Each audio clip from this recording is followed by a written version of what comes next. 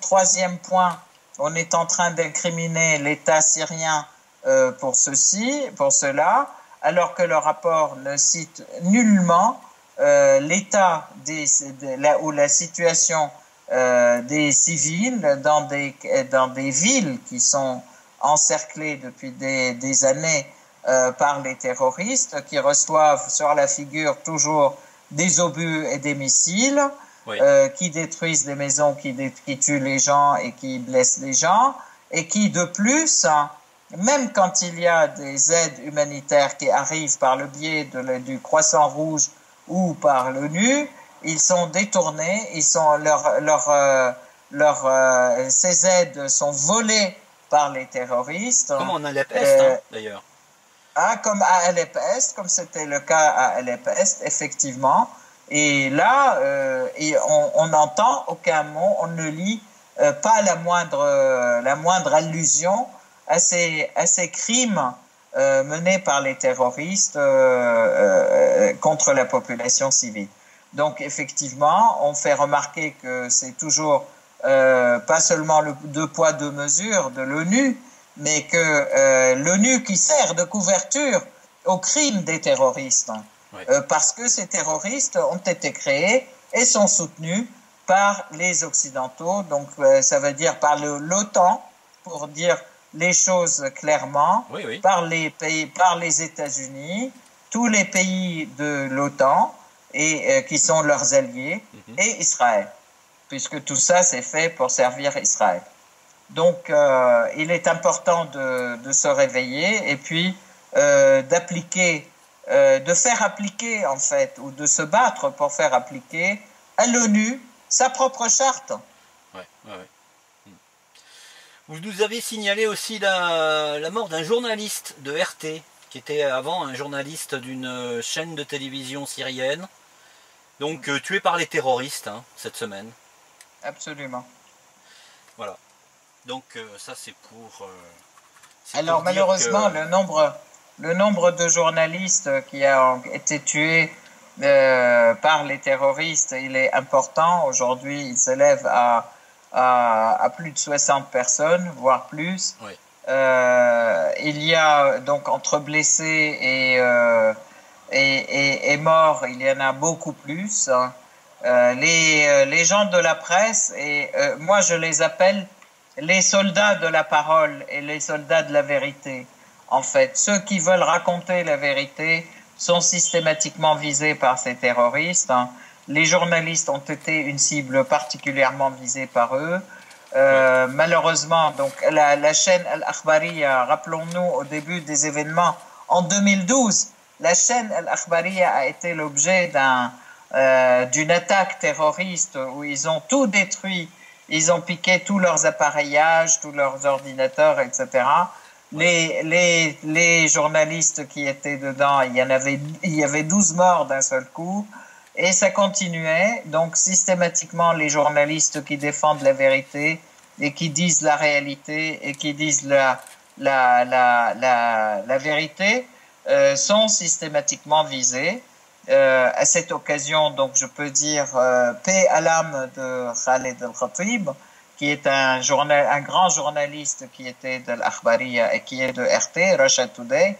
Mais je rappelle aussi qu'il y a eu des journalistes qui ont été tués parce que ils en savaient trop aussi, et il y a vraiment un très grand nombre, trop grand nombre et trop de journalistes qui ont été tués par les terroristes, et tout ceci est couvert. J'aurais voulu qu'il y ait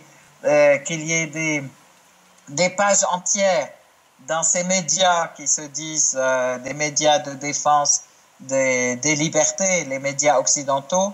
Mais en fait, il n'y a jamais des informations quand il s'agit des crimes de terroristes, sauf quand c'est eux-mêmes qui les mettent sur les chaînes, et c'est eux-mêmes qui s'en vantent et qui se vantent de leurs crimes, alors qu'il n'y a pas de dénonciation dans les médias occidentaux qui se prétendent des médias démocratiques et qui se prétendent des pays démocratiques en plus. Ouais. Donc tout ceci... ça nous fait bondir et ça nous fait mal au cœur. L'injustice ne devrait pas durer. l'injustice devrait être dénoncée systématiquement par tous, puisque nous cherchons à construire ensemble un monde de justice, de paix et d'égalité. À ce propos, on va faire un petit aparté qui va dans cette direction-là, pour mettre la lumière à nouveau sur l'Irak, qui vient de récupérer ses fonds suspendus concernant le programme d'échange de nourriture et de médicaments contre son pétrole. Enfin. Oui. Je voudrais dire quand même, en fait, là je reviens un petit peu à cette situation, enfin, puisque la situation elle est similaire. L'Occident a mis en place des sanctions contre l'Irak et il a mis en place des sanctions contre la Syrie. Oui. Contre l'Irak, ça a été dans les années 91 jusqu'à 2000, jusqu'à 2003, jusqu'à l'invasion en fait. Hein.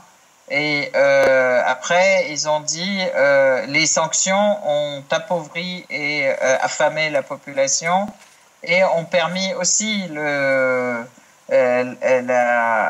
comment dire, qu'il y ait des épidémies, des maladies, etc., des enfants qui meurent parce qu'ils n'ont pas de lait, etc. Après, l'Occident, le grand bond a voulu dire, bah, écoutez, on va vous aider, mais on va faire un programme, le pétrole contre la nourriture.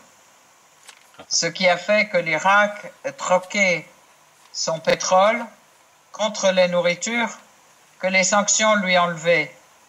D'accord ? Elles lui enlevaient la possibilité de l'avoir de manière indépendante, mais la nourriture qui était donnée par l'Occident, donc soi-disant contre leur pétrole. Donc en fait, c'est un hold-up sur le pétrole, mais en même temps, bon, maintenant, donc ils ont gardé cet argent, je dirais, gelé par l'ONU. Fort heureusement, l'Irak l'a récupéré. Je peux dire aujourd'hui, en Syrie, les sanctions unilatérales qui sont mises en place aussi contre le peuple syrien, contre la Syrie, et donc par conséquent, et contre le peuple syrien, participent énormément aussi à la dégradation du niveau de vie et de la situation humanitaire, médicale et même au niveau alimentaire, nourriture, donc de la population syrienne. Et ils sont en train de répéter la même chose, toujours les mêmes scénarios. Oui. On attaque un pays, on le met sous sanction. En fait, on l'attaque et on l'empêche de se défendre et on empêche sa population de vivre. L'exemple le plus flagrant aujourd'hui, encore, c'est le Yémen, où il y a 7 millions de personnes, selon même les rapports de l'ONU, 7 millions de personnes menacées de disparition. De choléra. Complètement. Le choléra est complètement... l'épidémie du choléra se propage à une allure vertigineuse. Il y a un manque total de médicaments. Il y a un manque total...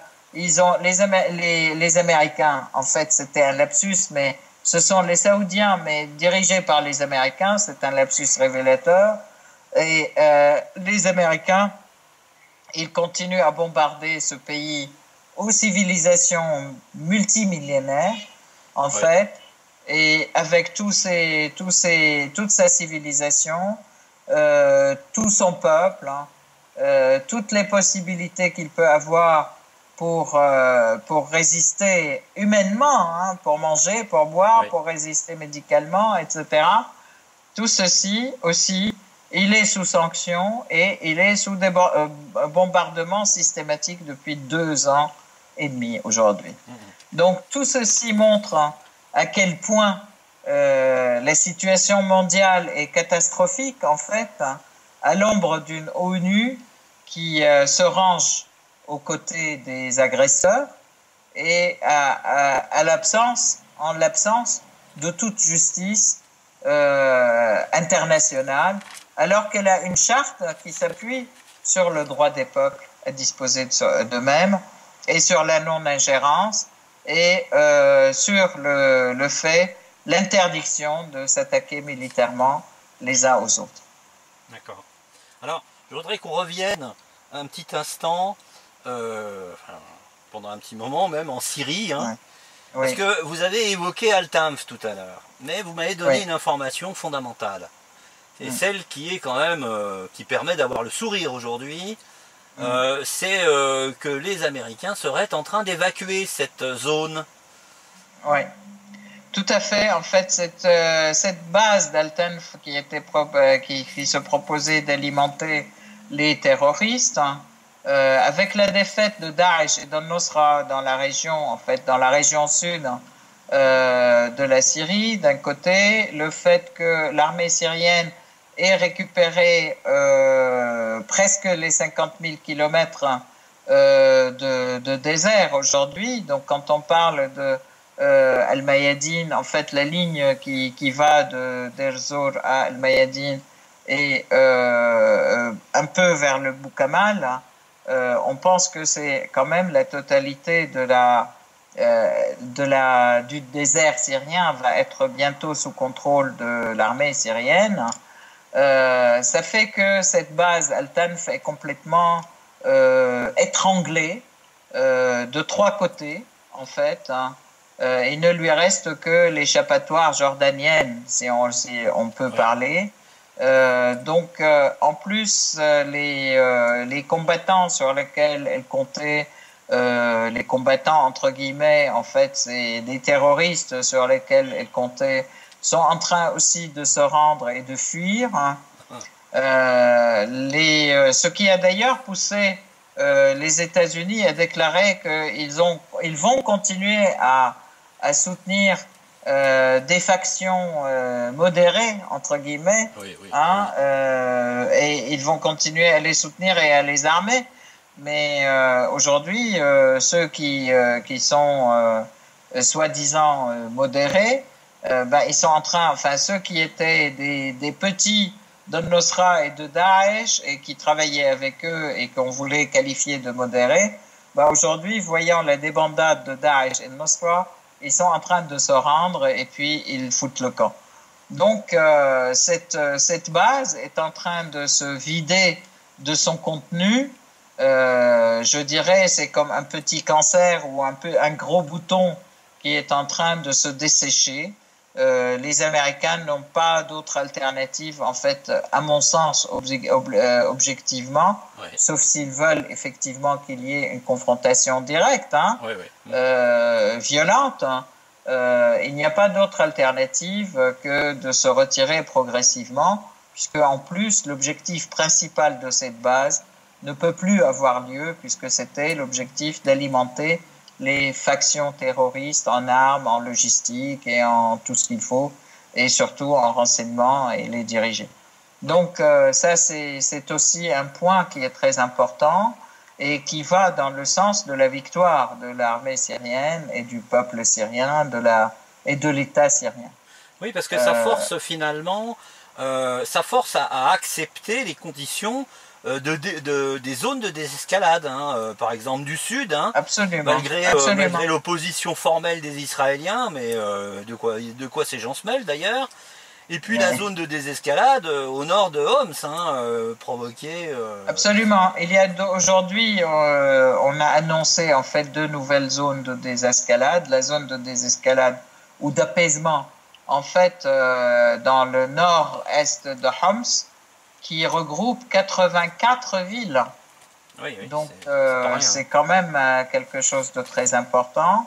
Mais aussi dans le sud, à l'est de Souaïda, il y a aussi des dizaines de villages qui ont rejoint les zones de désescalade et du côté de Dera aussi. Donc ça c'est très très important.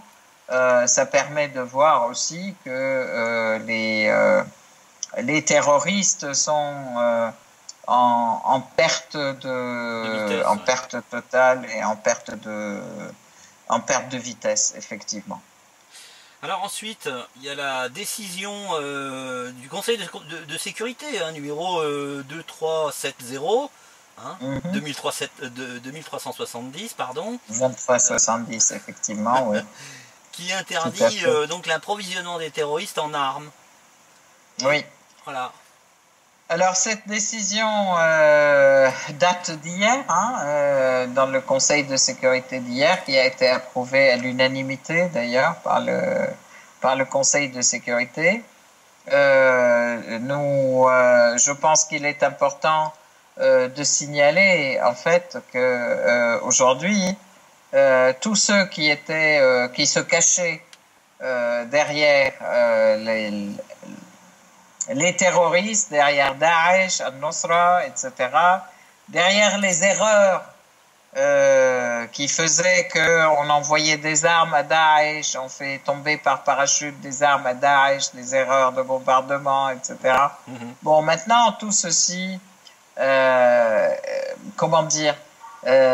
le grand jour, puisque cette bagarre entre l'Arabie Saoudite et le Qatar montre clairement que la Turquie, le Qatar, l'Arabie Saoudite étaient des pays et sont toujours des pays qui sont les plus grands pourvoyeurs des terroristes, et ceci depuis des années, c'est pas seulement de maintenant. Mais pour la Syrie, ce sont eux qui ont participé systématiquement à la création et au passage et à la direction, mais aussi à l'approvisionnement en armes aux terroristes. Les États-Unis se cachant toujours derrière l'Arabie Saoudite et le Qatar, qui d'ailleurs, jusqu'à aujourd'hui, rappelons-le quand même, font des contrats d'achat d'armes absolument monumentaux avec des milliards de dollars aux États-Unis. Rappelons que l'Assemblée constituante anglaise avait interdit à la Grande-Bretagne de vendre des armes à l'Arabie Saoudite, mais en fait ça a été fait au profit des États-Unis, puisque ils ont conclu récemment à la fameuse visite de Trump auprès du roi saoudien, où il a dansé avec eux et il a récupéré la danse du sabre, et il a récupéré des milliards de dollars en contrat, mais aussi des milliards de dollars en cadeaux personnels. Donc ça a été essentiellement des contrats de vente d'armes. Le Qatar, qui a été attaqué par l'Arabie Saoudite juste le lendemain du départ de Trump de chez eux, donc sur indication de Trump. Oui, forcément. Voilà. Aujourd'hui, le Qatar, pour se racheter auprès de Trump, il a aussi acheté pour des milliards de dollars des armes. Alors on se demande ce qu'ils vont faire de ces armes, et si ce n'est pas armer les terroristes qui vont à droite, à gauche, et qui vont en Irak, qui vont en Afghanistan. Vous savez quand même que l'Afghanistan a été aussi victime des talibans créés par les États-Unis pendant des années, pendant maintenant 30 ans, plus que 30 ans, et qui continue à souffrir à la fois du chaos et du terrorisme. Et donc voilà, ça c'est l'apport de ces pays que sont les États-Unis et tous les pays occidentaux, mais qui ont un cache-sexe qui est l'Arabie Saoudite, le Qatar, la Turquie. La Turquie aussi, c'est un pays. Maintenant, le Qatar le dit clairement. Il n'y a pas que nous qui soutenons les terroristes, mais la Turquie aussi. Et puis, il y a quand même une table d'opération importante en Turquie. Il y a quand même des bases d'entraînement importantes en Turquie, etc., etc. En fait, même les Allemands, qui sont des alliés objectifs de la Turquie, les ont dénoncés pendant ces années de guerre contre la Syrie. Ils ont dénoncé le fait que la Turquie alimentait les terroristes, que la Turquie contenait des bases de terroristes. Et d'ailleurs maintenant, le fait qu'en Turquie, il y ait des militants allemands des droits de l'homme qui sont détenus par les Turcs, fait que la situation entre la Turquie et l'Allemagne voilà, est un peu tendue, Ouais. mais la tension ne va pas jusqu'à dévoiler toutes ces profondes relations en ce qui concerne la direction des tables d'opération terroristes en Syrie et au Liban, etc., dans la région. D'accord. Alors nous allons aborder les 3 derniers points de ce CITREP, sauf si vous voyez d'autres choses à dire ou à préciser. C'est le retour de la population syrienne dans les zones libérées de la présence terroriste. Et, et ces zones sont donc de retour sous le contrôle de l'État. Ce qui Voilà. déclenche par la population des festivités touristiques, enfin des festivités tout court même pour fêter la libération de ces pays, de ces villes, pardon, de ces villes libérées en Syrie par l'armée syrienne. Hein. Pendant En en fait, plus tout la ceci, fête de l'armée syrienne. ouais. En fait, le 1er août a été la journée de l'armée syrienne, de la création. Donc, c'est une journée anniversaire qui est très importante, que le peuple syrien fête et apprécie à juste titre, mais depuis l'indépendance, donc, depuis 72 ans. Et il est important de voir que cette année, les festivités de l'armée syrienne, en fait, pour ce jour de l'armée, ont revêtu un sens beaucoup plus important de résistance, mais aussi de victoire, puisque cette victoire à Arsal, de coopération avec la résistance libanaise et l'armée libanaise, a été déjà ce jour-là. Donc, c'était des grandes festivités pour l'armée syrienne, pour l'armée libanaise aussi, et pour la résistance elle-même, la résistance libanaise.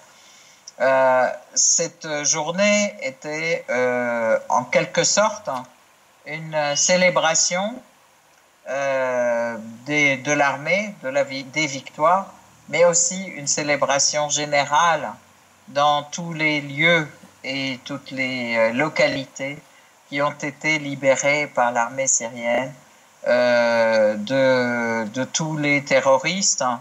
Et aussi, la population se sent soulagée et ouverte et optimiste à nouveau pour la reconstruction de l'avenir. Donc, il y a eu effectivement des festivités partout. Des festivités à Alep-Est, des festivités à Hama, à Homs, dans les différentes villes de Homs, particulièrement la ville Al-Qaryatin, qui avait vraiment beaucoup souffert aussi du joug terroriste, hein. Particulièrement dans les villes de Bloudan. Bloudan, c'est une ville qui est dans la montagne aussi syrienne, dans la montagne du Qalamoun, hein, syrien, qui a été aussi récemment libéré avec Zabadani. Rappelons-nous, on en avait parlé dans le CITREP, je crois, 21, qu'il y avait la libération de toute la montagne du Qalamoun syrien. C'était Bloudan, Zabadani, Madaya, Sedraya, d'un seul coup ajouté aux villes du Wadi Barada, oui. Les 13 villages du Wadi Barada qui abritaient les sources qui donnent à boire à la ville de Damas. Oui, en fait, qui ont été attaqués par les terroristes pour assoiffer justement. Absolument, en décembre 2016, hein, juste au moment où, juste après la victoire d'Alep, en fait, la libération d'Alep-Est, tout de suite après, il y a eu une prise en otage presque de la population de Damas par la mainmise sur les eaux des sources qui alimentent la ville et ses banlieues. Donc 6 millions de personnes qui étaient prises en otage, qu'ils voulaient assoiffer.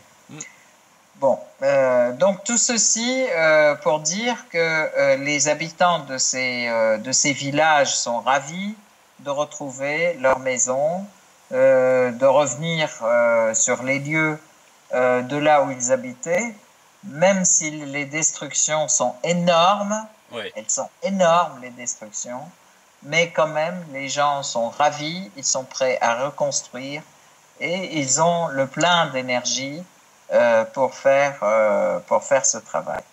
Donc il y a effectivement cette volonté. Il y a aussi cette volonté de la part de l'État syrien à aider à organiser ces festivités et à assurer les gens de son aide.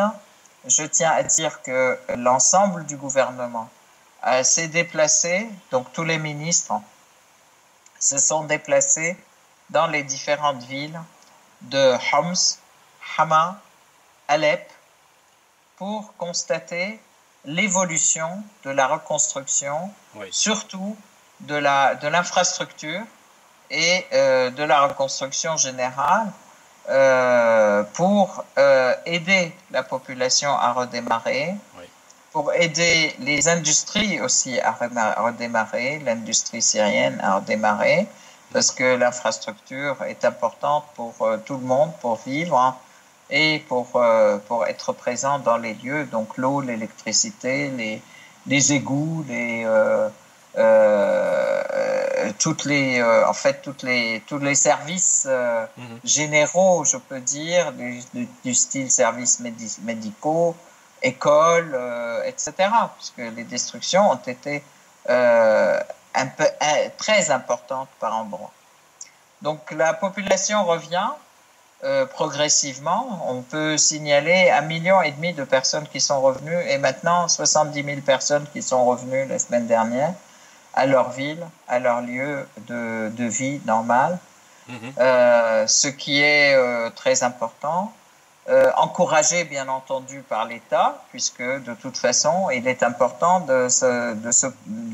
d'activer, je peux dire, et de faire rapidement la restructuration des villes et puis surtout la remise en état de l'infrastructure. Ça, c'est un point. De l'autre côté, effectivement, vous l'avez signalé et vous avez bien fait. La Syrie, actuellement, hier, en fait, le 2 août, il y a eu l'ouverture du grand salon du livre. Et c'est le deuxième salon du livre depuis le début des événements, enfin depuis le début de la guerre contre la Syrie. Et l'année dernière, il y a eu un salon du livre qui était aussi très touchant et très important. Aujourd'hui, il y a aussi un salon du livre international avec la participation de plusieurs pays. Je ne sais pas exactement quel est le nombre de pays, mais là, c'était une participation plus importante que celle de l'année dernière. Le Salon du Livre, il est accompagné d'une série de conférences, de signatures, etc. Donc, un événement culturel important sur la place de Damas. Le 17 août, le 16 août, en fait, il va y avoir la foire internationale de Damas. Voilà. Et ça, c'est un événement aussi très, très important. Jusqu'à aujourd'hui, il y a 40 pays qui participent à cet événement. Cet événement va durer une dizaine de jours. L'objectif, c'est une relance aussi économique. Il y a pas mal de pays qui participent. C'est un événement qui va comporter pas seulement un événement, commercial, social, etc., mais il y aura aussi beaucoup d'activités culturelles, donc des troupes qui vont présenter des chants, de la danse, des danses de toutes les régions de Syrie. Donc, il y a un programme à la fois industriel, commercial, culturel, très important qui se prépare pour cette foire. Donc, je pourrais dire, vous êtes tous invités à venir à cette foire, la foire internationale de Damas, donc du 16 août au 27 août. Et nous espérons que ça va être le début, le redémarrage de la Syrie de demain, une Syrie qui pense ses blessures et qui reconstruit une Syrie meilleure et qui reconstruit, mais surtout qui renforce sa victoire et qui renforce sa lutte contre le terrorisme, parce que on sait parfaitement que même si Daesh et Al-Nusra et les terroristes sont vaincus, ce qu'il faut vaincre, c'est l'esprit des terroristes, oui. C'est cet extrémisme wahhabite, ce wahhabisme qui a été la cause ou la cause de tous les terrorismes et qui a été son fondement idéologique et religieux. Il faut le combattre et il faut rétablir l'islam tel qu'il est et non pas tel que le wahhabisme voulait le maquiller et voulait le transformer en idéologie de tuerie et d'intransigeance. Donc nous avons une grosse bataille à mener, mais au niveau du monde entier, pas seulement au niveau de la Syrie, au niveau de l'ensemble des pays et et tous ceux qui portent l'islam en fait dans leur cœur. Voilà, donc ça devient un devoir de rétablir la vérité et le sens réel de l'islam comme une religion de paix, d'amour et de justice. Je vais vous laisser la conclusion, Sarah. Alors la conclusion, c'est que je voudrais affirmer ma conviction dans la victoire de la Syrie et dans la victoire de tous les peuples, de tous nos peuples amis, de tous les peuples amis et de tous nos amis qui ont été avec nous, à nos côtés dans notre guerre contre le terrorisme.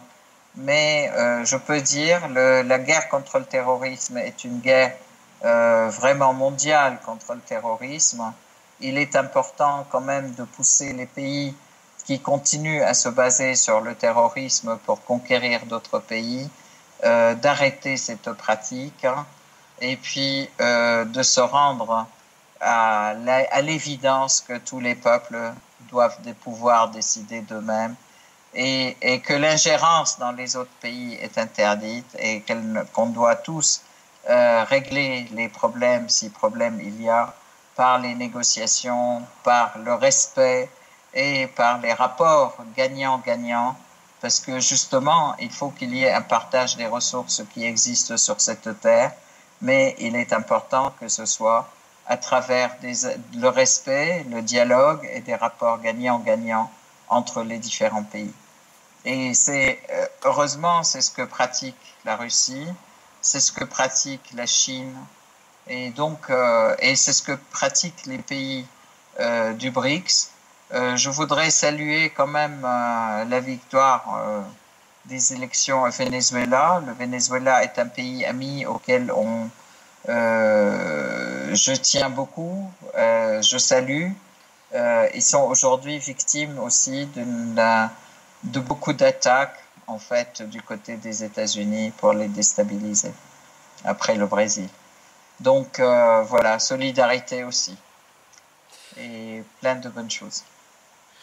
Merci beaucoup Essar de nous avoir consacré cette quasi 1h30 d'entretien pour nous donner cet aperçu sur votre pays, la situation dans votre pays.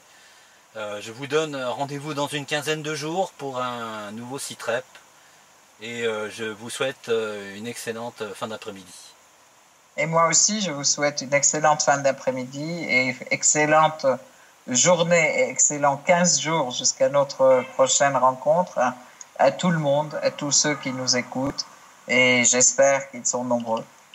Oui, Très bonne journée. de plus en plus nombreux à effectivement regarder ces sites web. Merci Essar, au revoir, Merci à beaucoup. bientôt, Au revoir. au revoir. Au revoir.